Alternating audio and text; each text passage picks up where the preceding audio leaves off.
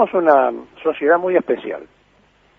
De chico se nos educa que tuvimos 2 invasiones inglesas y en realidad lo que tuvimos fueron 2 reconquistas de Buenos Aires, que era lo que habría que enseñar para darnos cuenta de la importancia de haber rechazado a un imperio.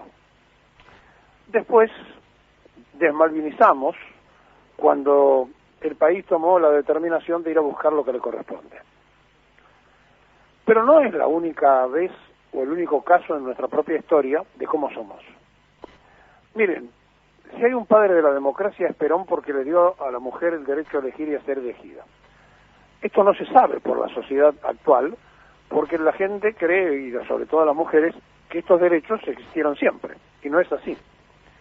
Pero lo que nunca se cuenta es que los radicales y los conservadores se opusieron, diciendo que la mujer era, en otras palabras, un ser inferior y que no tenía derecho a ser igual que el hombre. Hoy se cumplen 35 años de un título mundial de fútbol. Claro, presentado así, tenemos que ir al primero, que fue el del 78, y entonces para deslucirlo, como se produjo en pleno proceso militar, dijimos fue el mundial de la dictadura. Y le agregamos, se arregló el partido con Perú.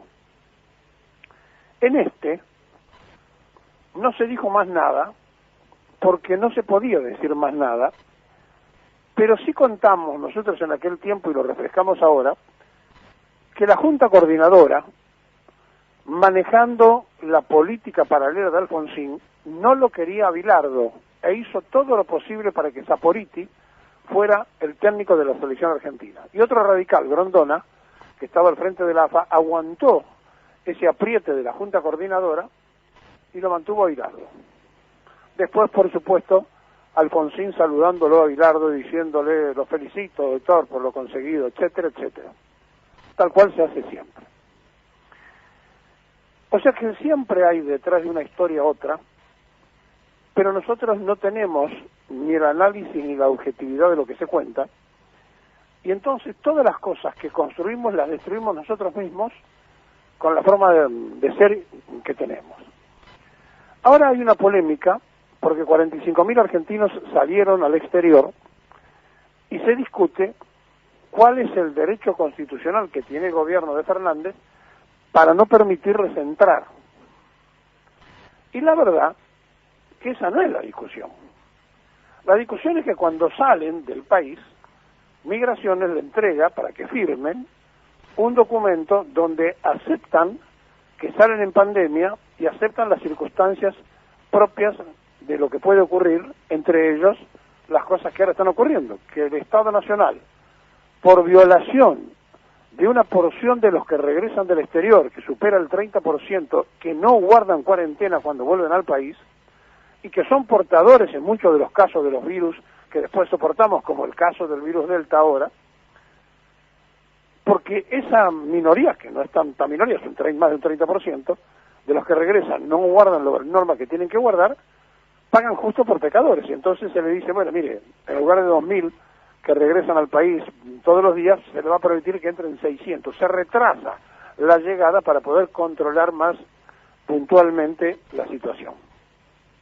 Pero claro, se expone públicamente un montón de cosas que da la impresión que no se le deja volver a los, quería decir, entre comillas, a los pobres argentinos que se fueron al exterior.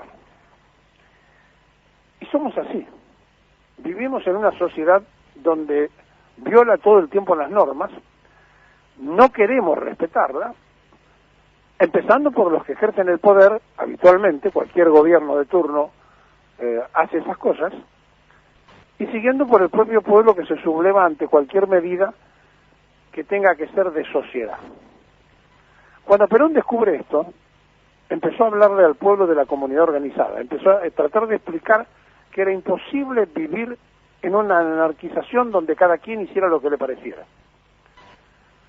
Explicó, se cansó de explicar, que la unidad básica era construida y constituida por la familia, hombre, mujer y descendencia. También eso se modificó, porque ahora se casan 2 mujeres, se casan 2 varones. Es decir, se modificó también el concepto de familia, y de la reproducción. Y aquí que cuando uno se pone a ver cómo hemos sido nosotros educados en todo el tiempo y en todas las formas, nos vamos dando cuenta de que no sabemos vivir en sociedad. Nunca supimos vivir en sociedad, por eso nos va como nos va. Y por eso estamos siempre a la búsqueda de una persona salvadora. Desde la época de los caudillos, vivimos buscando liderazgos que reemplacen las capacidades de construir en conjunto. Por eso se dice que un argentino y un americano se destaca el nuestro, 10 argentinos y 10 americanos, ellos son potencia y nosotros somos lo que somos porque saben trabajar en equipo. Cuando digo americano me refiero a los norteamericanos o al estadounidense. Y estas cosas que nos están pasando todos los días, que muestran además que porque ganó una elección del medio tiempo Morales en Jujuy, ya lo potencian como candidato a presidente, porque aparece un neurocirujano que supuestamente puede ser un imaginario candidato a presidente en borrador, como Manes, lo catapultan y lo meten otra vez, ya tiene el radicalismo un futuro candidato, ahora encabeza la lista de diputados y después va a ser el futuro presidente. Es decir, nos pasan esas cosas por la desesperación de buscar referencias. Y me parece que no nos damos cuenta de cómo somos. Y un día Ortega y Gasset dijo argentinos a las cosas. Y Perón les dijo a todos, mejor que decir es hacer y mejor que prometer es realizar, porque nos pasamos prometiendo cosas, nos pasamos anunciando inauguraciones, en lugar de decir vamos a inaugurar cuando está la obra, o vamos a decir ya la hicimos. Y yo tengo una buena noticia, pero la tengo que compartir dentro de estos parámetros. Se tomó una decisión en transporte de no renovar las privatizaciones de 3 ferrocarriles en la parte carga, que se vencen los contratos. Ferrocarril de carga del Mitre, del Roque y del Sarmiento.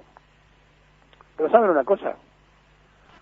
Se promete algo que todavía tiene mucho tiempo por delante, porque salvo uno de ellos que vence ahora, los otros vencen más adelante, y no se va a estatizar, se va a no renovarle a los privados, que han hecho un verdadero desastre con los ferrocarriles de carga en manos privadas, que no cuidaron para nada el mantenimiento, y que no hicieron absolutamente una sola inversión, como en la mayoría de las cosas que se privatizaron en el país. Entonces, es una buena noticia, pero es a media, porque es un anuncio, no es una realización.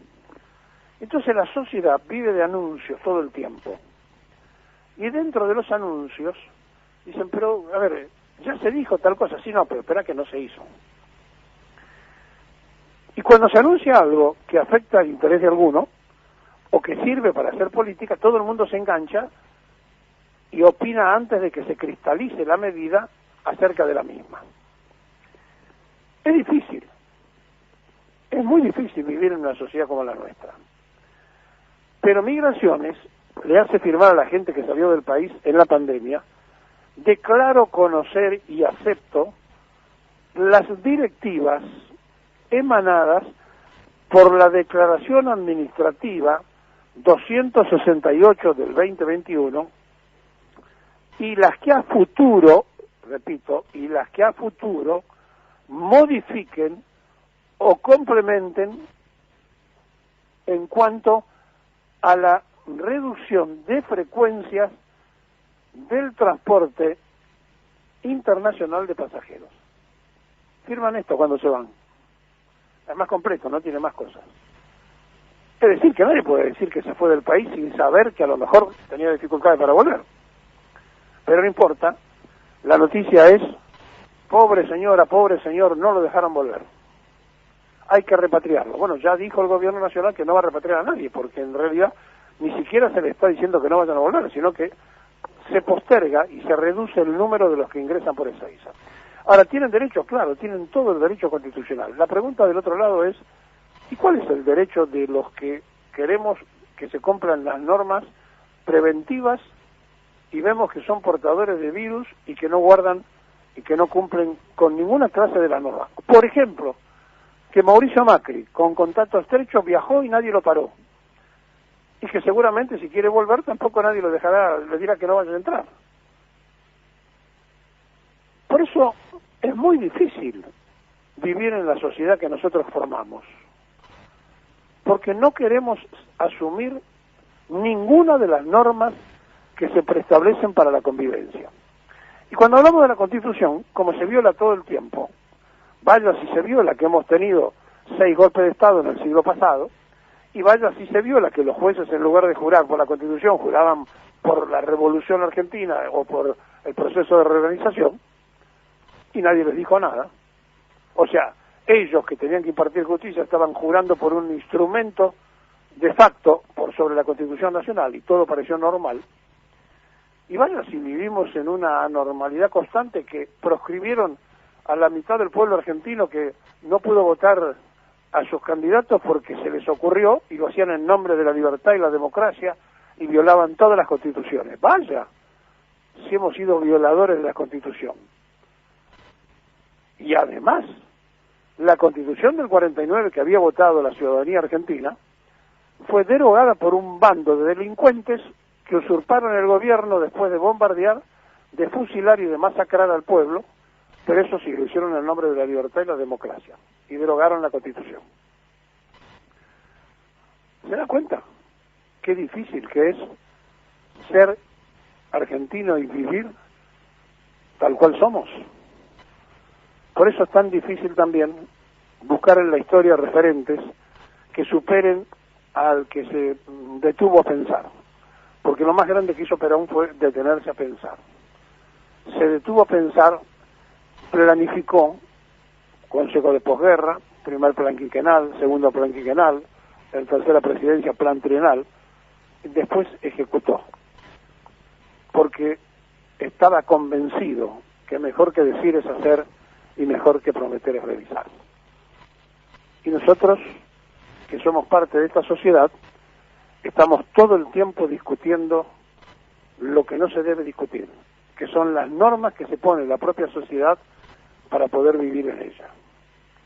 Si queremos vivir en la jungla, podemos hacerlo.